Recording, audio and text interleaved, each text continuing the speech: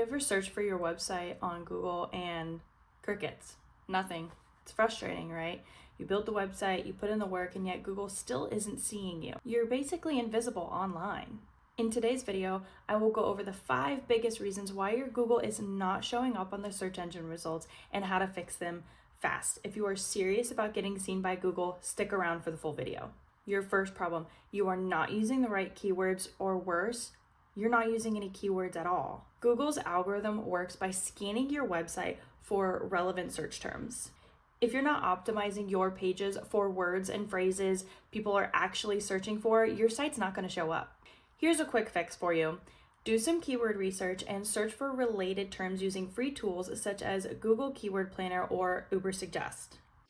What we're going to do is we are going to go to the keyword research page. This is what you're going to do when you're trying to find what words people are actually searching for. We're going to use this example, meal delivery. Here, it is going to show you an overview. Here's the search volume, SEO difficulty. How hard is it going to be to rank for this specific keyword? And of course, there's paid difficulty if you're doing search engine marketing. So this keyword has the search intent of navigational, meaning users are searching for a specific website or page. Now you want to be cautious of the search intent when you are choosing keywords for your website, depending on what the intention of your website is. Are you trying to get people to purchase your products? Are you trying to get people to read your informational blogs? Are you trying to give people information about your business or how to find you? Search intent is very important when you are looking at keywords. We've got the search volume history. This gives you an idea as to the trend of the volume for this keyword. And then of course, the gold nugget of this tool, I'm using Ubersuggest. I love this tool. I have more information in the description as well as the link, but it gives you keyword suggestions based on the one that you searched and the volume. What are people asking about meal delivery? Prepositions when it comes to food or meal delivery, and in comparison keywords. And here you can get content ideas. If you're trying to write a blog on meal delivery, you can look at what other websites are writing using this specific keyword.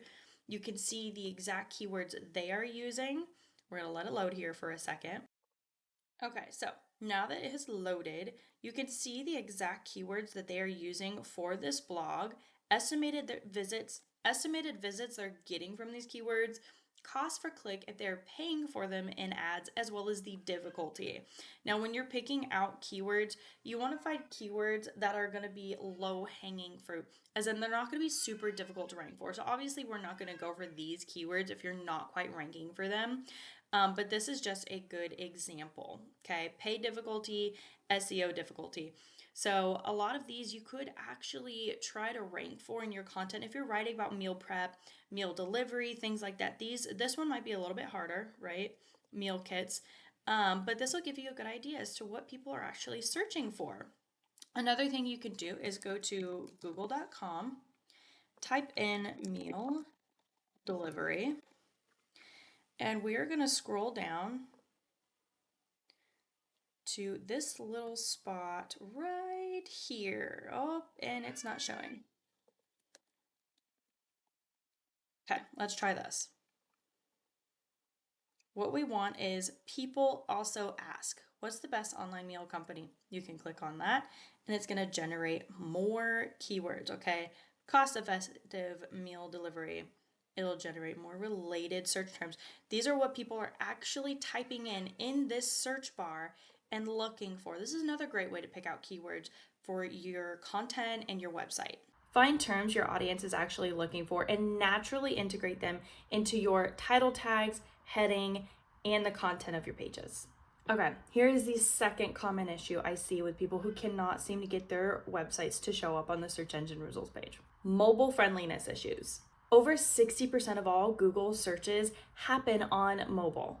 If your site isn't optimized for mobile, Google will deprioritize it in the search results. Plus, a clunky mobile experience is going to send users running. Here's a quick fix. Use a tool that's free. It is the Google Mobile-Friendly test. Run your website through that test. Next, you want to ensure mobile responsive friendliness. You want to make sure that your website responds to different screen sizes, such as mobile, tablet, and desktop. Lastly, make buttons tappable and make sure the text on the smaller size screens, such as mobile and tablet, are easily readable. Okay, so we are in PageSpeed Insights and we are using their mobile tool, and we're going to go ahead and run the mobile analysis.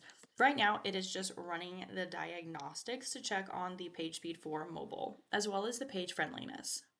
Now, my website is currently under construction, so the performance is not so great. But this gives you a good idea as to how your mobile site is running. So the SEO is good, best practices, accessibility, great. The performance is not doing too hot. Now, this is going to be a little bit harder to understand, and this is a learning curve, honestly, using PageSpeed Insights.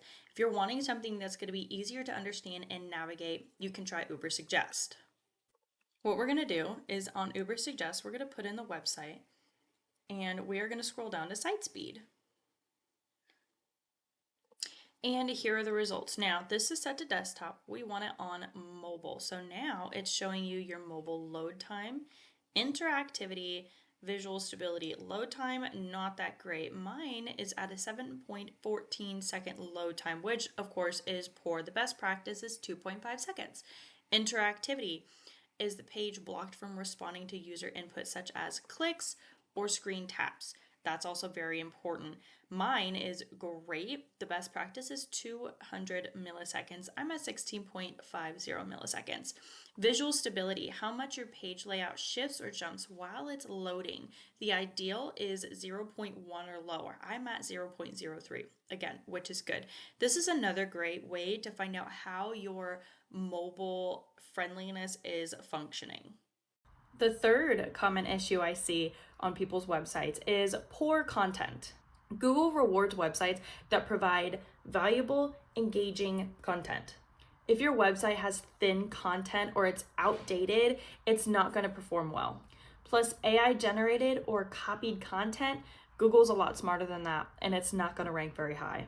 Here's your quick fix. Write original, helpful content. Use SEO-friendly headings, heading 1, heading 2, heading 3. This will organize your content, not just for users, but for Google. And be sure to answer common questions in your content. What are people asking? What we're going to do is we're going to pull up one of these blogs. Here you can see we have got the H1 heading right here. This tells Google exactly what the page is about. And it's good for users because they can understand, okay, this page is about mastering on-page SEO strategy.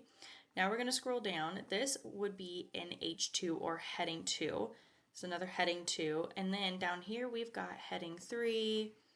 And then we go back to heading 2, heading 3. This organizes the content. So this tells us what the page is about.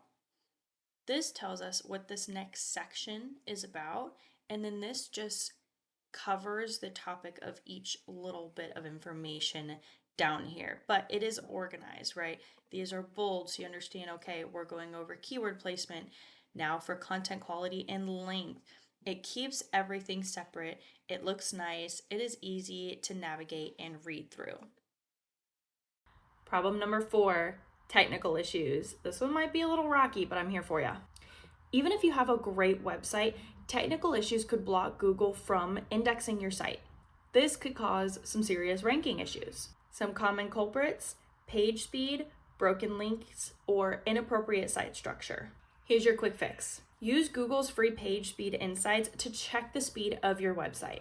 Make sure you go through and fix any broken links that might be on your website. You can also use tools like Screaming Frog or Ahrefs. Lastly, ensure that your website structure is clear and easy to navigate. But for me, I like this and I highly recommend it, especially if you're not familiar with SEO, especially technical SEO, and trying to troubleshoot issues that you might be having with your website, whether it's the speed or the user experience. This is easy to navigate, easy to understand, and it helps give you actionable steps on how to fix some of these technical issues. Now we're going to go ahead and let it finish indexing and crawling my website to tell me how the SEO audit is looking. This is going to show me any technical issues that I'm having with my website. Again, my website's currently under construction, so there are absolutely going to be issues, but this is good because we can use this as a great example.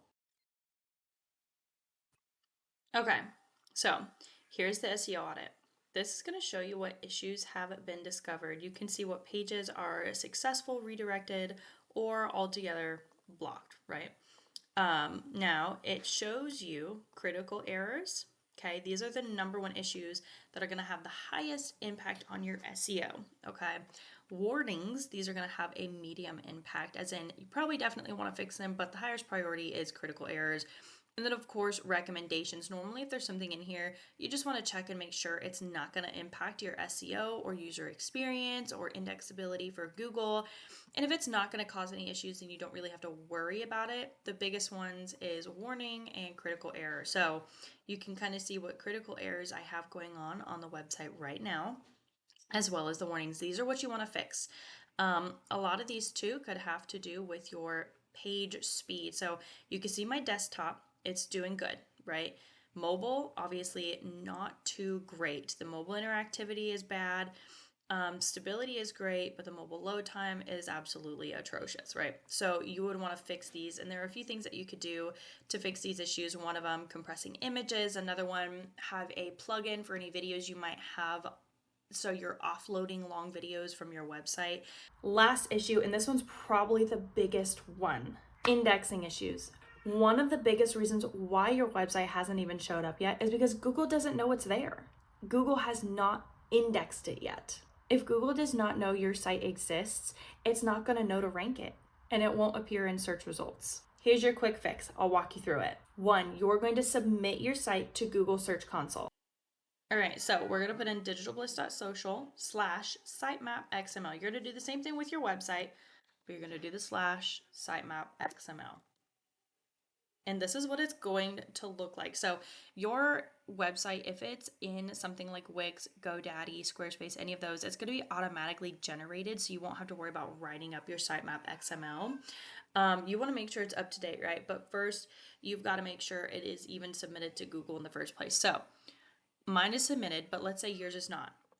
What you're going to do is you are going to set up your Google Search Console. You're going to go to Sitemaps, add new sitemap. You're going to enter this exact thing, sitemap.xml, and you're going to hit submit. Obviously, mine's already been submitted, so it's going to tell me, right, submitted successfully. This one, doesn't count, but right, you can see right here, success, my sitemap has been submitted. Now Google knows to index my website and that it essentially exists. Now you know why your website is not showing up and things you could do to fix it. If this was helpful, be sure to hit that like button and subscribe for more helpful SEO tips and best practices. And be sure to share this with someone you think would benefit from it. And be sure to check the links in the description if you want more SEO help. SEO is not magic, it is strategy. SEO is not magic, it is strategy. Be patient, implement the fixes, and start watching your website climb in the rankings. See you in the next video.